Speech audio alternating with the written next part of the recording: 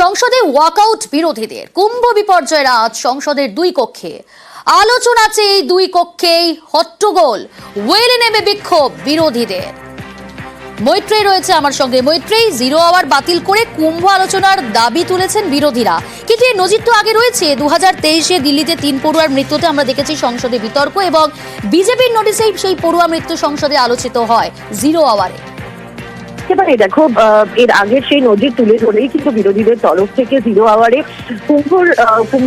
কুম্ভ নিয়ে আলোচনা দাবি করা হয়েছিল, এবং সেখানে জিরো আওয়ারে প্রশ্নোত্তর বাতিল করে রাজ্যসভা এবং লোকসভা উভয় কক্ষেই যাতে জিরো আওয়ারে কুম্ভ নিয়ে আলোচনা হয় সেই দাবি তুলেছিলেন বিরোধীরা। কিন্তু রাজ্যসভা এবং লোকসভা কোনো কক্ষেই এই আলোচনার জন্য অনুমতি দেওয়া হয়নি। এর ফলে রাজ্যসভা এবং লোকসভা দুক্ষেত্রেই বিরোধী সাংসদরা তারা বিক্ষোভ দেখান, এবং রাজ্যসভা থেকে ওয়াকআউট করেন বিরোধী সাংসদরা। তাদের বক্তব্য খুব স্পষ্ট, যখন এর আগে এই ঘটনা নিয়ে এরকমই যখন প্রেসিডেন্ট রয়েছে যেখানে আলোচনার সুযোগ রয়েছে, তাহলে সেক্ষেত্রে কেন বিরোধীদের আলোচনার সুযোগ দেওয়া হলো না। এবং যেখানে জলের বিষয় নিয়ে, এই কন্টামিনেটেড ওয়াটার নিয়ে যদি আলোচনার বিষয় থাকে, তাহলে জয়া বচ্চন তিনি যেটা অভিযোগ করেন, তিনি বলেন যে তাহলে কুম্ভ থেকে বেশি কন্টামিনেটেড ওয়াটার এখন কোথায় রয়েছে, এবং সেখানে কেন কুম্ভ নিয়ে আলোচনা করতে দেওয়া হবে না বিরোধীদের, সেই প্রশ্ন তারা তুলে সরব হয়েছেন। এবং বিরোধীদের বিক্ষোভের জেরে তারা ওয়াকআউট করেছেন রাজ্যসভা থেকে, এবং লোকসভাতেও বিরোধীরা বিক্ষোভ দেখিয়েছেন এই বিষয়ে। বেশ, हम सीधा सवाल कर रहे हैं कि कुंभ मेला में जो घटना घटी है इसकी सच्चाई क्या है, कितने लोग मारे गए हैं वहां। खोजी पत्रकार बता रहे हैं कि जो सरकार बोल रही है कि 30 लोग मारे गए हैं और बहुत ज्यादा संख्या में लोग मारे गए हैं। इसीलिए हमने रूल 267 के नीचे हमने नोटिस दी है कि कुंभ मेला में जो हादसा हुआ है उस पे सच्चाई बताओ, पर हमारा रूल 267 नोटिस को अलाउ नहीं किया गया है। 267 एक्सेप्ट नहीं किया, इसीलिए विपक्ष ने राज्यसभा से आज वॉकआउट किया है। ফের হিন্দুত্বের শান, সুকান্তর পর এবার শুভেন্দু। বিরোধী দলনেতার দাবি, বিজেপির দরকার আর 5 থেকে 6% হিন্দু ভোট, তাহলে এ রাজ্যে হিন্দু সরকার হবে। ধর্মীয় মেরুকরণের রাজনীতি করছেন শুভেন্দু অধিকারী, পাল্টা সরব কুণাল ঘোষ।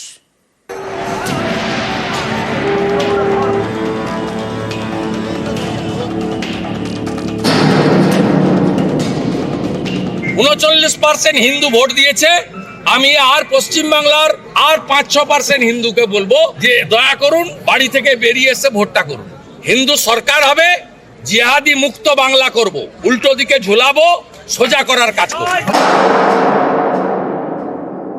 শুভেন্দুবাবু সম্পূর্ণ ধর্মীয় মেরুকরণ, ধর্মের ভেদাভেদের উপর রাজনীতি করতে চাইছেন।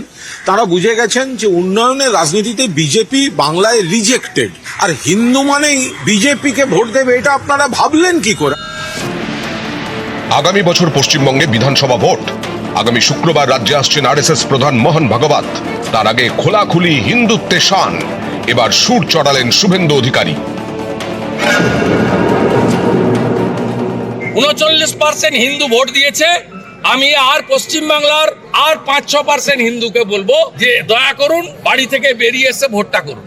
হিন্দু সরকার হবে, জিহাদি মুক্ত বাংলা করব, উল্টো দিকে ঝুলাবো, সোজা করার কাজ করব। কয়েকদিন আগে একই কায়দায় হিন্দুত্বের শান দেন বিজেপি রাজ্য সভাপতি তথা কেন্দ্রীয় শিক্ষা প্রতিমন্ত্রী সুকান্ত মজুমদার। আগামী প্রজন্মকে বাঁচাতে চান, ছেলেকে ডাক্তার, ইঞ্জিনিয়ার যা বানানোর বানান, ভালো হিন্দু বানান তার সাথে। আর বাড়িতে একটা করে ধারালো অস্ত্র রাখুন, তাই ধর্ম রক্ষার জন্য সকলে একত্রিত হন। যেখানে যেখানে সম্ভব হবে ছোট মাপের হোক, এই ধরনের মন্দির তৈরি করুন, বজরংবলীর মন্দির তৈরি করুন। আক্রমণ হলে নিজের আত্মরক্ষার অধিকার তো আছে আমাদের, বাঁচতে তো হবে, আপনাকে পুলিশ আসা পর্যন্ত তো বাঁচতে হবে। গত মাসে সংঘ প্রধান মোহন ভাগবত দাবি করেন, অযোধ্যায় রাম মন্দির প্রতিষ্ঠার দিনই ভারত প্রকৃত স্বাধীনতা লাভ করে। शुक्ल द्वादशी का नया नामकरण हुआ, अब उसको प्रतिष्ठा द्वादशी कहना, क्योंकि अनेक शतकों से परचक्र झेलने वाले भारत के सच्चे स्वतंत्रता की प्रतिष्ठा उस दिन हो गई। स्वतंत्रता थी, प्रतिष्ठित नहीं थी, क्योंकि भारत स्वतंत्र हुआ 15 अगस्त को। हमने एक संविधान भी बनाया, लेकिन उसके जो भाव है उसके अनुसार चला नहीं। শুক্রবার ভাগবত আসছেন পশ্চিমবঙ্গে, লম্বা সফর, থাকবেন টানা 10 দিন। অনেকের মতে বঙ্গ সফরের আগে ভাগবতের এই স্বাধীনতা মন্তব্য সুরটা বেঁধে দিয়েছে, স্পষ্ট করে দিয়েছে বঙ্গে এসে ধর্মীয় মেরুকরণকে হাতিয়ার করতে চাইবেন ভাগবত। সেই মতো বারবার সুর চড়াচ্ছেন রাজ্যের বিজেপি নেতারা, কখনো আসরে সুকান্ত, কখনো শুভেন্দু। 39% হিন্দু ভোট দিয়েছে। আমি আর পশ্চিমবাংলার আর 5-6% হিন্দুকে বলবো যে দয়া করুন বাড়ি থেকে বেরিয়ে এসে ভোটটা করুন। হিন্দু সরকার হবে, জিহাদি মুক্ত বাংলা করব, উল্টো দিকে ঝুলাবো, সোজা করার কাজ করব। 21 বিধানসভা ভোটে তৃণমূল পায় 47.94% ভোট, 24 লোকসভা ভোটে পায় 45.76% ভোট, 21 বিজেপি পায় 38.1% ভোট, গত লোকসভা ভোটে পায় 38.73%। শুভেন্দুর টার্গেট তাদের এই ভোট শতাংশকে 5-6% বাড়ানো, তার জন্য হাতিয়ার হিন্দুত্ব।